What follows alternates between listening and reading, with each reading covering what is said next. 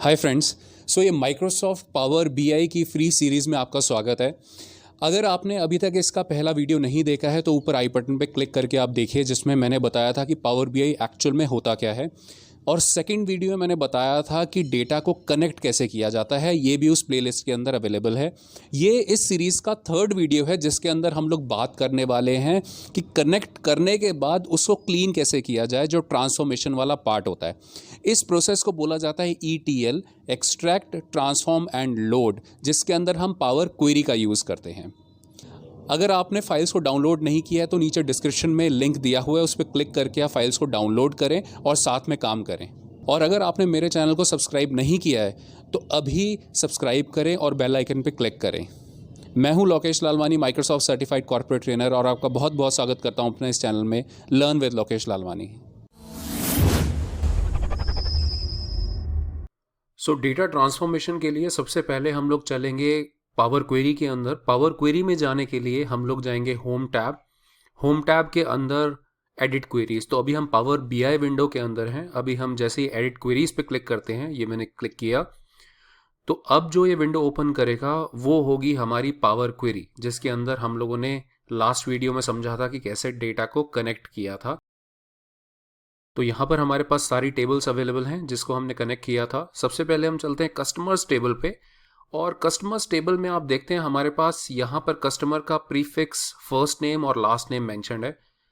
देखते हैं हम इन तीनों कॉलम्स को मर्ज करके एक न्यू कॉलम क्रिएट करते हैं जिसका नाम हम देंगे फुल नेम। तो मुझे एक कॉलम चाहिए जिसका नाम होगा फुल नेम। तो मर्ज करने के लिए हम लोग क्या करेंगे, मैं इसको सिलेक्शन देता हूँ, और इसका सीक्वेंस बहुत ज़्यादा इंपॉर्टेंट है। इसको सिलेक्शन दिया मैंने, प्रेस किया control, then first name press किया हुआ है मैंने कंट्रोल, और उसके बाद लास्ट नेम। तो कंट्रोल प्रेस करके मैंने इन तीनों कॉलम्स को सिलेक्शन दे दिया। अगर मैं सीक्वेंस में पहले प्रीफिक्स सेलेक्ट करूं और उसके बाद लास्ट नेम और उसके बाद फर्स्ट नेम, तो फिर जो फुल नेम क्रिएट होगा वो उसी सीक्वेंस में होगा, जो कि मेरे लिए गलत हो जाएगा। मैं चाहता हूं पहले प्रीफिक्स आए, फर्स्ट नेम आए, लास्ट नेम आए, इसीलिए इस सीक्वेंस में सिलेक्शन देना इंपॉर्टेंट है। उसके बाद सबसे ऊपर आप देखते हैं ट्रांसफॉर्म एंड ऐड कॉलम। अगर मैं जाता हूं ट्रांसफॉर्म टैब के अंदर तो यहां पर भी ऑप्शन अवेलेबल है मर्ज कॉलम, और अगर मैं जाता हूं ऐड कॉलम्स में तो यहां पर भी ऑप्शन अवेलेबल है मर्ज कॉलम। दोनों में फर्क क्या है, अगर मैं ट्रांसफॉर्म में जाऊंगा तो ये तीनों कॉलम्स को एक कॉलम बना देगा, मतलब ये तीनों कॉलम डिलीट हो जाएंगे और सिर्फ एक कॉलम बन के हमारे पास सामने आ जाएगा। ऐड कॉलम के अंदर एक नया कॉलम बनेगा और इन तीनों कॉलम्स के ऊपर इसका कोई इंपैक्ट नहीं पड़ेगा। तो मैं चाहता हूं इन तीनों कॉलम्स को रखना, इसीलिए मैं जाता हूं मर्ज कॉलम्स में। यहां पर इसने मुझे एक बॉक्स दिया जिसमें पूछ रहा है सेपरेटर, क्योंकि प्रीफिक्स, फर्स्ट नेम और लास्ट नेम में बीच में आपको क्या रखना है, बीच में मुझे रखना है जैसे स्पेस।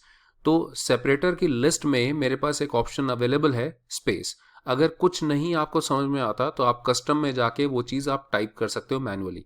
तो मैं जाता हूं अभी स्पेस में, और यहां पर मर्ज नाम से कॉलम बनेगा। मैं ये नहीं चाहता, मैं चाहता हूं फुल नेम के नाम से कॉलम बने। तो हेडर आ जाएगा फुल नेम। मैं इसको बाद में भी हालांकि मैं कर सकता था एडिट, बट यहाँ पर ऑप्शन अवेलेबल है। जैसे ही मैं इसको ओके करूंगा, ये जो कॉलम है इंसर्ट होगा सबसे एंड में, इस पूरी टेबल के सबसे आखिर में ही इंसर्ट होगा, क्योंकि नया कॉलम हमेशा एंड में इंसर्ट होता है। सेकेंड थिंग, आप यहाँ पर देखेंगे एक अप्लाइड स्टेप भी ऐड हो जाएगा, जैसे हमने लास्ट वीडियो में डिस्कस किया था। मैं ओके करता हूँ और यहाँ पे स्टेप ऐड हो गया। मैं स्क्रॉल राइट करता हूँ तो आप देखेंगे लास्ट में कॉलम आ गया हमारे पास फुल नेम का। अब सेकंड पार्ट ये आता है कि ये सारे के सारे कैपिटल लेटर्स में, क्योंकि जो हमारे तीनों कॉलम्स थे वो तीनों के तीनों कॉलम कैपिटल लेटर्स में थे। तो मैं इनको प्रॉपर केस में करना चाहता हूँ कन्वर्ट, जैसे कि कैपिटलाइज ईच वर्ड जिसको हम बोलते हैं, जिसमें M, J और Y कैपिटल में हो, बाकी सब स्मॉल में हो। तो उसके लिए सबसे पहले मैं इस कॉलम को सिलेक्टेड रखूंगा, और उसके बाद यहाँ पर ट्रांसफॉर्म का भी टैब है और ऐड कॉलम का भी टैब है। आप समझ गए हैं। देखिए, अब मुझे एक नया कॉलम ऐड नहीं करना, मुझे एग्जिस्टिंग कॉलम को ही ट्रांसफॉर्म करना है। तो इसलिए मैं जाता हूँ ट्रांसफॉर्म, और यहाँ पर मेरे पास एक ऑप्शन आता है फॉर्मेट।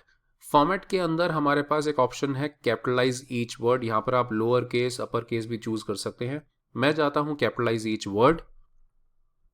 एक स्टेप ऐड हो गया और यहाँ पर सारा डेटा इस फॉर्म में मेरे पास आ गया। तो नेक्स्ट टाइम जब भी मैं डेटा को रिफ्रेश करूंगा तो जो कुछ नए कस्टमर्स या पुराने कस्टमर्स ऐड या डिलीट होंगे तो ऑटोमेटिकली ये स्टेप अप्लाइड होके इस कॉलम में उनका नाम ऐड हो जाएगा और प्रॉपर केस में यानी कि कैपिटलाइज ईच वर्ड में वो आ भी जाएगा। यही हमारा फायदा होता है अप्लाइड स्टेप्स का।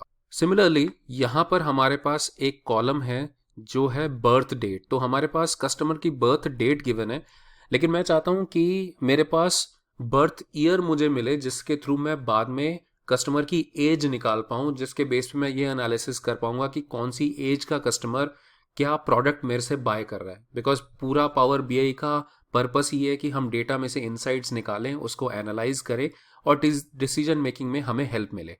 तो उसके लिए मैं चूज करता हूँ ये वाला कॉलम बर्थ डेट। और इसके लिए क्योंकि मुझे एक नया कॉलम चाहिए जिसके अंदर इसके ईयर्स निकल कर आ जाएं, तो मैं जाऊंगा ऐड कॉलम के अंदर। और यहां पर ये काम दो तरीके से हो सकता है। पहला, मैं जाता हूं एक्सट्रैक्ट में और एक्सट्रैक्ट के अंदर मैं बोल सकता हूं कि टेक्स्ट आफ्टर डिलिमिटर में जा सकता हूं, मैं उसके थ्रू ये काम कर सकता हूं। दूसरा, ये काम इजीली डेट के थ्रू भी हो सकता है, ये डेट ऑप्शन के थ्रू। अगर मैं डेट में जाता हूं तो मैं यहाँ पर ईयर में जाके डायरेक्टली ईयर पे क्लिक कर देता हूं। इससे क्या होगा कि इस कॉलम में जो भी डेट होगी और उसका जो ईयर होगा वो हमारे पास निकल कर आ जाएगा। तो ये बेटर है, इजी वे है। तो मैं इस पे क्लिक करता हूं ईयर पे। तो आप देखेंगे सबसे एंड में मेरे पास ईयर के नाम से मेरे पास एक कॉलम बन गया है। अगर मुझे इसको रीनेम करना है, देखिए इंसर्टेड ईयर के नाम से कॉलम बन गया है और मुझे इसको रीनेम करना है। मैं इस पे जैसे ही डबल क्लिक करता हूं तो यहां पर मैं इसका नाम चेंज कर देता हूं, जैसे कि बर्थ ईयर। मैंने प्रेस किया एंटर, तो यहां पर एक और स्टेप बन गया है रीनेम कॉलम के नाम से। अब कुछ और यहां पर जो भी हमारी रिक्वायरमेंट है हम कर सकते हैं। जैसे ईमेल एड्रेस है, तो ईमेल एड्रेस का मैंने कॉलम को सिलेक्शन दिया और फर्ज करिए कि ये जो जॉन 24 लिखा है, मतलब जो @ सिंबल से पहले जो पार्ट है वो मुझे निकालना है। तो ये जो भी चीज़ें कर रहे हैं आपको थोड़ा सिमिलर लग रहा होगा अगर आप एक्सेल यूज़ करते हैं तो। जो भी हम कनकैटिनेट करते हैं, एम्परसेंड का यूज़ करते हैं, या जैसे अभी इसमें हम लोग करेंगे टेक्स्ट टू कॉलम, जैसे हम एक्सेल में यूज़ करते हैं वैसे ही यहाँ पर भी फीचर है। एक्सट्रैक्ट का जो फीचर है वो सिमिलर टू दैट ओनली। तो मैंने इसको सिलेक्शन दिया। अब मुझे क्या करना है, एक नया कॉलम इंसर्ट करना है जिसके अंदर मैं @ सिंबल, जो ऐड सिंबल है उससे पहले जितना भी लिखा है वो मैं निकाल सकूँ। तो इसको मैंने सिलेक्शन दिया, ऐड कॉलम के अंदर एक्सट्रैक्ट, एक्सट्रैक्ट के अंदर टेक्स्ट बिफोर डिलिमिटर, और यहां पर मैं पुट कर दूंगा ऐड सिंबल। और देखिए अब ऐड सिंबल हो सकता है और भी हो इसके अंदर, तो अभी तो फिलहाल एक है, बट अगर और भी होते हैं और सपोज करिए आपको पहले नहीं सेकंड जो ऐड आएगा उससे पहले का सब कुछ चाहिए, तो आप यहाँ पे एडवांस ऑप्शंस में जाके आप उतने नंबर ऑफ डिलिमिटर्स को स्किप कर सकते हैं। फॉर एग्जांपल अगर मैं 0 के लगा 1 लिख दूं और यहाँ पर अगर 2 ऐट हैं तो ये जो सेकंड ऐट होगा वहां तक सारा कंटेंट उठा लेगा, जो कि यहाँ पर ऐसा नहीं है। तो मैं इसको 0 कर देता हूँ और एडवांस ऑप्शंस की ज़रूरत ही नहीं है और मैं प्रेस करता हूँ ओके। तो अब यहाँ पे एक स्टेप ऐड हो गया। मैं जाता हूँ राइट की तरफ, तो आप देखते हैं एक कॉलम ऐड हो गया जिसके अंदर उनके यूज़र नेम आ गए। मैं बस इस कॉलम को नाम दे देता हूँ, डबल क्लिक किया और इसको नाम दिया यूज़र नेम, एंटर किया, तो ये कॉलम रीनेम हो गया। अब हम बढ़ते हैं कैलेंडर टेबल की तरफ। यहाँ पर भी थोड़ा बहुत हम ट्रांसफॉर्मेशन कर देते हैं क्योंकि यहाँ पर सिर्फ डेट कॉलम अवेलेबल है। अब ये डेट कॉलम के बेस पे हम पूरा कैलेंडर टेबल बना लेंगे और ये कैलेंडर टेबल इसीलिए बहुत ज़्यादा इंपॉर्टेंट है क्योंकि इसके बेस पे ही हम फर्दर कैलकुलेशन कर पाएंगे बाद में, जैसे कि ईयर ऑन ईयर रेवेन्यू या previous month revenue versus this month revenue, actual versus target. ये सारी कैलकुलेशन तभी हो पाएगी जब हमारे पास ये डेट अवेलेबल होंगी, मंथ अवेलेबल होंगे, ईयर अवेलेबल होंगे। तो अभी तो सिर्फ डेट है, इसके बेस पे हम लोग फाइंड आउट करते हैं। तो सबसे पहले डेट कॉलम का सिलेक्शन दिया हुआ है। अब ऐड कॉलम में देखिए कुछ मेहनत नहीं करनी, ऐड कॉलम के अंदर डेट ग्रुप के अंदर ये सारे ऑप्शंस अवेलेबल हैं। फॉर एग्जांपल मुझे चाहिए नेम ऑफ द डे, तो देखिए डे के अंदर ऑप्शन आ रहा है नेम ऑफ डे। मैं इस पर क्लिक करता हूं, ऑटोमेटिकली ये सारे नाम यहां से लेकर आ जाएगा। उसके बाद ऐड अप्लाइड स्टेप ऐड हो चुका है, प्लस नाम भी इसका बिल्कुल ठीक है, डे नेम आ रहा है, चलेगा। और उसके बाद हम इसी को सेलेक्टेड रखते हैं कॉलम को। अगेन मैं जाता हूँ डेट के अंदर, कुछ और कॉलम्स ऐड करते हैं, जैसे कि हम लोग पहुँचते हैं वीक के अंदर और मैं बोलता हूँ स्टार्ट ऑफ वीक। तो यहाँ पर एक कॉलम ऐड हो गया जिसका नाम है स्टार्ट ऑफ वीक। अब मुझे सपोज करिए मुझे चाहिए मंथ निकालना है मुझे, और ध्यान दीजिए मैं एक बहुत बड़ी गलती करने वाला हूँ यहाँ पर, ये समझाने के लिए कि आप ये चीज़ ना करें एक्चुअल प्रैक्टिस में। अभी मेरा column start of week selected है, डेट वाला सेलेक्टेड नहीं है, और आप देख रहे हैं जो 1 जनवरी 2016 है उसका जो स्टार्ट ऑफ वीक बनता है वो आता है 27 दिसंबर 2015, और एक्चुअल में दिसंबर में कोई डेटा है नहीं। और क्योंकि ये वाला कॉलम सेलेक्टेड है, और अगर मैं जाता हूँ डेट के अंदर और मंथ में, तो मैं बोलता हूँ I need to know start of month, मान लीजिए स्टार्ट ऑफ मंथ। तो आप देखते हैं दिसंबर का भी डेट मेरे पास आ गई है।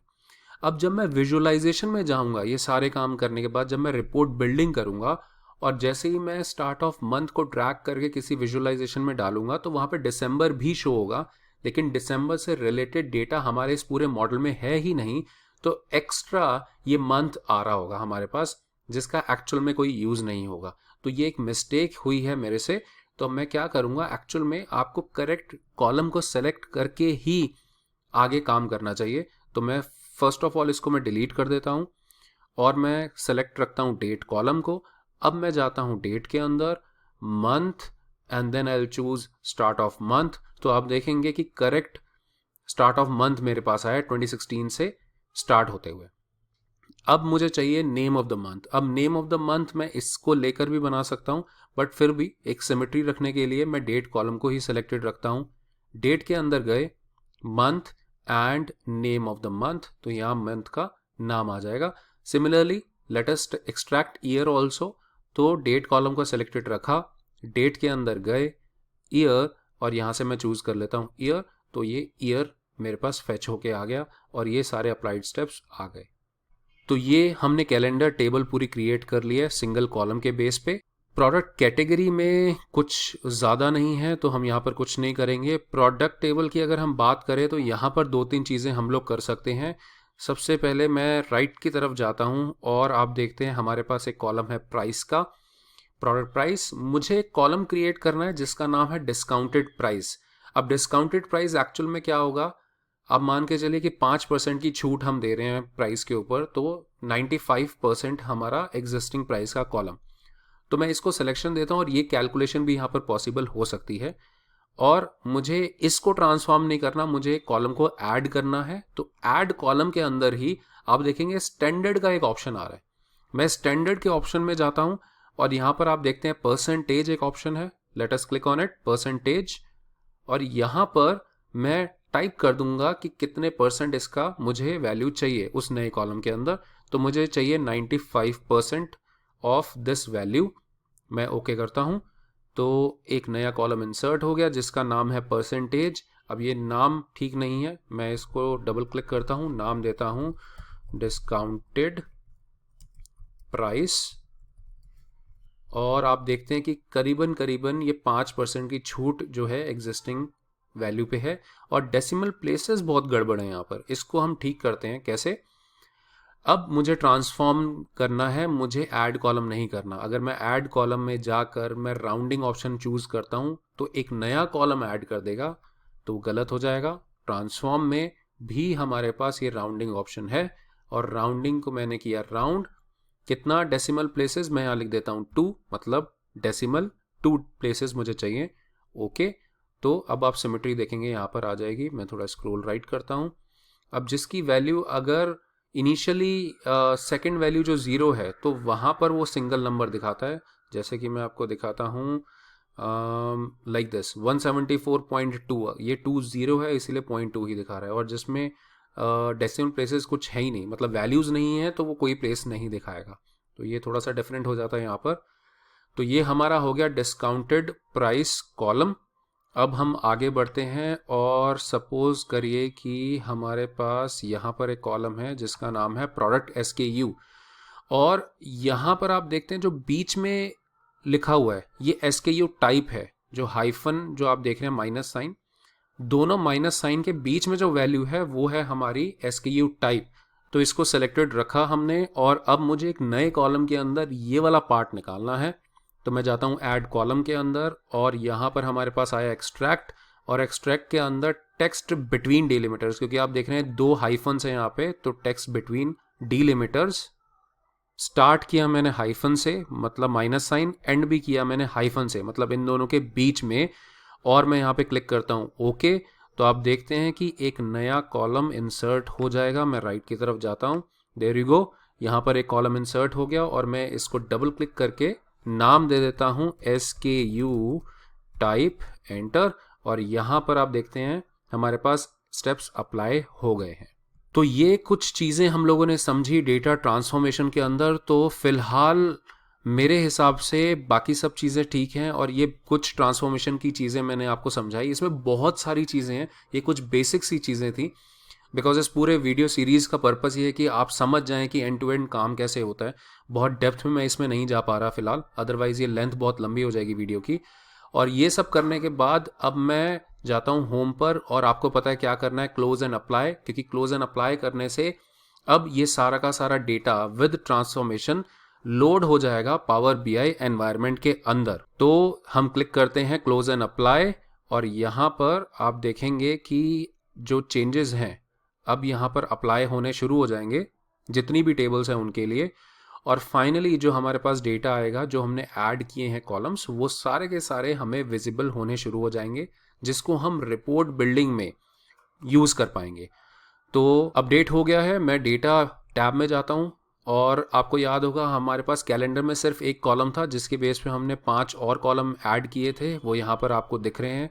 सिमिलरली कस्टमर्स टेबल की अगर हम बात करें तो कस्टमर्स टेबल में सबसे एंड में हमारे पास फुल नेम हमने क्रिएट किया था, बर्थ ईयर, यूज़र नेम, ये सब कुछ आ चुका है। एंड हमारे पास ये प्रोडक्ट टेबल में डिस्काउंटेड प्राइस का जो हमने कॉलम बनाया था वो देख लेते हैं, डिस्काउंटेड प्राइस और SKU टाइप। तो ये सब चीज़ें हमारे पास यहाँ पर आ गई हैं।